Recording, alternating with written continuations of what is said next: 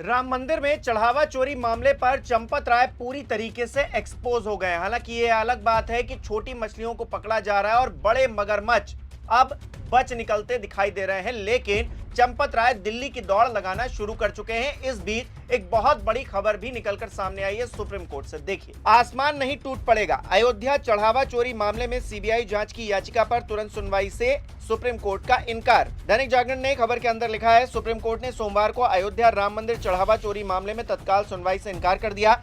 Court ने CBI के नेतृत्व में बहु एजेंसी जांच की मांग करने वाली जनहित याचिका पर सुनवाई से इनकार करते हुए कहा कि अगर गर्मी की छुट्टियों के बाद नियमित कामकाज शुरू होने पर सुनवाई होगी तो आसमान नहीं गिर जाएगा। न्यायमूर्ति एम सुंदरेश और शील नागू की पीठ ने तत्काल सुनवाई सूचीबद्ध करने की याचिका को खारिज कर दिया है और कहा है कि याचिका पर 12 से 17 जुलाई के सप्ताह के दौरान सुनवाई की जाएगी। तो सुप्रीम कोर्ट सीधे तौर पर कह रहा है कि हम तत्काल सुनवाई नहीं करेंगे और ऐसा न करने से कोई पहाड़ नहीं टूट पड़ेगा।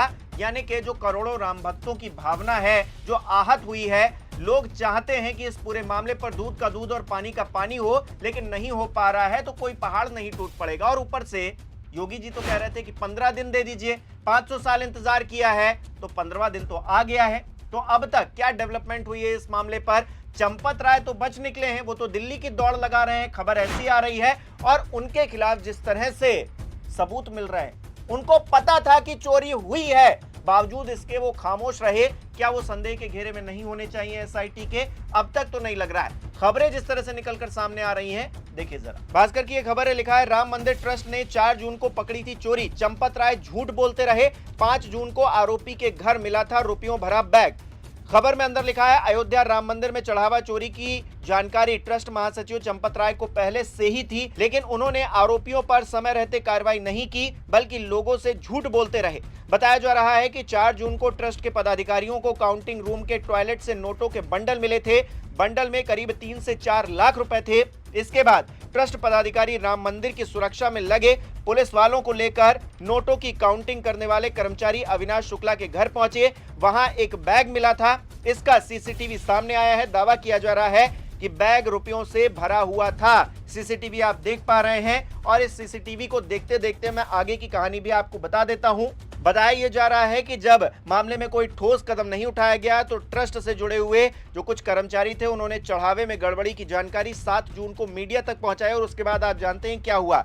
उसी दिन पहले समाजवादी पार्टी के पूर्व विधायक पवन पांडे और फिर जो पार्टी के अध्यक्ष हैं अखिलेश यादव, उन्होंने एक्स पर यह मुद्दा उठाया। पुलिस इस मामले में आरोपियों के ठिकानों से अब तक करीब 80 लाख रुपए बरामद कर चुकी है, लेकिन चंपत राय जी को तो कुछ पता ही नहीं होता है। चंपत राय जी तो बच निकलते हैं। चंपत राय जी बड़े निष्पक्ष हैं। चंपत राय जी सबसे बड़े राम भक्त हैं। चंपत राय जी तो जमीन पर सोते हैं, उनके पास तो कोई प्रॉपर्टी भी नहीं है। उनकी निष्ठा पर कैसे सवाल उठाया जा सकता है? वो तो निष्कलंक हैं, जैसा कि कह रहे थे नृपेंद्र मिश्रा।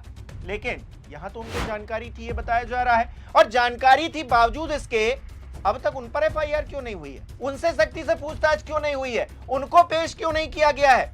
वो तो दिल्ली घूम रहे हैं। जी हाँ, खबर देखिए। इस्तीफे के तीसरे दिन चंपत राय दिल्ली गए। संघ राम मंदिर चढ़ावा चोरी की रिपोर्ट बना रहा, नए सिरे से ट्रस्ट बनेगा। दिल्ली चले गए हैं चंपत राय जी। ट्रस्ट जो है नए सिरे से बनाएगा। और रिपोर्ट कौन बना रहा है? आरएसएस रिपोर्ट बना रही दोस्तों। यानी कि एसआईटी का काम खत्म हो गया है क्या? 15 दिन हो गए हैं। योगी जी तो कह रहे थे कि 500 साल इंतजार किया, 15 दिन और कर लो, दूध का दूध और पानी का पानी हो जाएगा। फिर कहां दूध का दूध और कहां पानी का पानी? 8 छोटी मछलियों को आपने पकड़ लिया, बड़े मगरमच्छ तो भाग जा रहे हैं। बड़े मगरमच्छों की जो भूमिका है उस पर तो कोई जांच हो ही नहीं रही है, उस पर तो कोई बात कर ही नहीं रहा है। और सिर्फ चढ़ावा चोरी का ये मामला नहीं था, ये मामला जमीन घोटालों का भी था। उसकी जांच कहां तक पहुंची? 2021 में एक एसआईटी बनाई गई थी इसको लेकर। क्या हुआ उस एसआईटी का? योगी जी आज तक नहीं बता पाए हैं, या फिर ये सरकार नहीं बता पाई है। और कह रहे हैं 15 दिन में हम दूध का दूध और पानी का पानी कर देंगे। बड़ी पीठ ठोकी जा रही है अपनी, बड़ी शाबाशी ली जा रही है अपनी। अखिलेश यादव को जमकर खरी खोटी सुनाई जा रही है। लेकिन अखिलेश यादव अगर इस पूरे मामले को सियासी तौर पर तूल नहीं देते तो क्या ये जो दिखावे की कार्रवाई हो रही है ये भी हो पाती? क्या अपने आप में बड़ा सवाल है दोस्तों। क्योंकि जो 8 लोग हैं, ये जो ड्राइवर है और तमाम जो गिनती करने वाले लोग हैं, क्या इन्होंने अपनी मर्जी से चोरी कर ली? किसी को कुछ नहीं पता चला। और किसी को कुछ नहीं पता चला तो ऊपर से बैठकर निगरानी क्या कर रहे थे? लूडो खेल रहे थे क्या? शाम को बैठकर करते क्या थे? अगर आपको कुछ पता ही नहीं चला, और अगर पता नहीं चला तो क्या आप दोषी नहीं है? क्या आप पर एक्शन नहीं होगा? क्या बड़ा सवाल खड़ा हो रहा है दोस्तों। पूरी लीपापोती की जा रही है इस पूरे मामले पर शुरुआत से ही। और जो बड़े बड़े लोग हैं, जिन बड़े लोगों का नाम इसमें शामिल होना चाहिए था, उनके खिलाफ एफआईआर होनी चाहिए थी। अब एफआईआर भी कर कौन रहा है दोस्तों?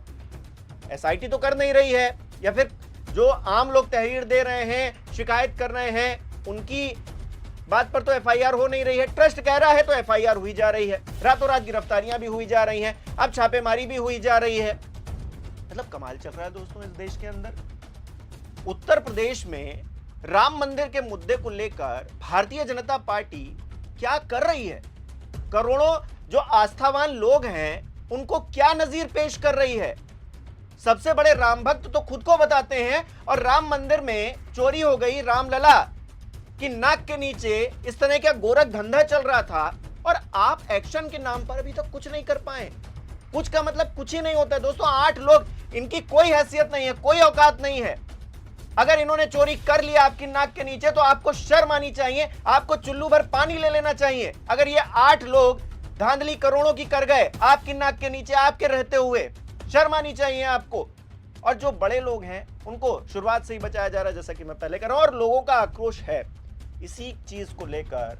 अब देखिए आक्रोश कहां तक पहुंचा है, मैं ये भी दिखाता हूं दोस्तों। अयोध्या के जो वकील हैं उन्होंने ऐलान किया है कि चंपत राय, अनिल मिश्रा, गोपाल राव इस 3 दिन के अंदर अयोध्या छोड़कर चले जाएं, इन्हें जेल भेजा जाए, अन्यथा ऐसा अगर नहीं हुआ तो पूरा अयोध्या जाम कर देंगे। ये वकीलों ने सीधे तौर पर कह दिया, बार एसोसिएशन ने कह दिया है कि चंदा चोरों का केस कोई वकील नहीं लड़ेगा, जो केस लड़ेगा उस पर 5 लाख रुपए का जुर्माना लगा देंगे, ये तक कह रहे हैं वकील। चंपत राय, अनिल मिश्रा, गोपाल राव 3 दिन के अंदर अयोध्या छोड़ के चले नहीं जाए, और या तो जेल इनको भेजा जाए। अगर ऐसी परिस्थिति नहीं होगी तो हम पूरा अयोध्या जाम कर देंगे, किसी को अयोध्या से कुछ नहीं होगा। 3 दिन के अंदर आप छोड़कर चले जाइए अयोध्या और वापस लौट के मत आइएगा, ये कहा जा रहा है, वकीलों की तरफ से कहा गया है। अब चंपत राय जी तो निकल लिए हैं, चंपत राय जी दिल्ली चले गए हैं शायद इसी डर में, लेकिन बाकी लोग, बाकी जो चंदा चोर हैं, जो बड़े जिम्मेदार पदों पर बैठे हुए लोग हैं, उनका क्या होगा? क्या वो भी छोड़कर जाएंगे और कभी नहीं लौटेंगे? और क्या उनको जेल होगी? और क्यों नहीं होनी चाहिए? प्रशासन क्या कर रहा है? सरकार क्या कर रही है? क्यों नहीं पूछा जाएगा? जिसने अयोध्या में राम मंदिर के दर्शन नहीं किए, या फिर उसने कोई चढ़ावा नहीं चढ़ाया, वो सवाल नहीं पूछ सकता। ये नैरेटिव गढ़ के भारतीय जनता पार्टी अपने आप को तो बहला फुसला सकती है, या फिर उन भक्तों को बहला फुसला सकती है जो हर चीज में उनके साथ जयकारे लगाते हैं, लेकिन आम आदमी जो आस्थावान, राम में विश्वास रखने वाला, राम को आराध्य मानने वाला, उसको नहीं बहला फुसला सकती है, उसकी आंखों में धूल नहीं झोंक सकती है कि आप जो है राम मंदिर में राम के नाम पर लूट करेंगे और फिर कहेंगे जय श्री राम और हम आपके पीछे नारे लगाने लगेंगे। इस देश में इतना कमाल हो गया है कि मतलब प्रधानमंत्री नरेंद्र मोदी एक शब्द नहीं बोलेंगे, और जब मंदिर का पूजन और भूमि पूजन से लेकर मंदिर निर्माण में और तमाम जो कार्यक्रम हुए मंदिर से जुड़े हुए, उन सब में अगुवाई करते रहे, एक शब्द नहीं उनके मुंह से निकला है। विदेशों की यात्रा कर रहे हैं, वहां पर कछुओं को पत्ते खिला रहे हैं, लेकिन राम मंदिर पर एक शब्द नहीं बोल रहे हैं। प्रधानमंत्री की आस्था पर सवाल खड़े हो रहे हैं दोस्तों। और मोहन भागवत जी, वो तो हर मुद्दे पर बोलते हैं, पाकिस्तान और मतलब कोई मुद्दा ऐसा बचा नहीं जिस पर भागवत जी का कोई टिप्पणी ना आए, लेकिन इतना बड़ा मुद्दा कोई कुछ बोलने को तैयार नहीं, चुप है सब। क्यों चुप है? क्योंकि आपकी नाक के नीचे, आपके रहते हुए इतनी बड़ी धांधली हो गई और आप अखिलेश यादव को कोस रहे, कांग्रेस पार्टी को कोस रहे। शर्म आनी चाहिए। आपकी क्या राय है दोस्तों? कमेंट करके जरूर बताइएगा। इस वीडियो को लाइक करना, शेयर करना मत भूलिएगा। हमारे चैनल को सब्सक्राइब नहीं किया तो वो भी जरूर कीजिएगा। आप हमें सहयोग भी कर सकते हैं ज्वाइन बटन पर क्लिक करके। बहुत बहुत धन्यवाद।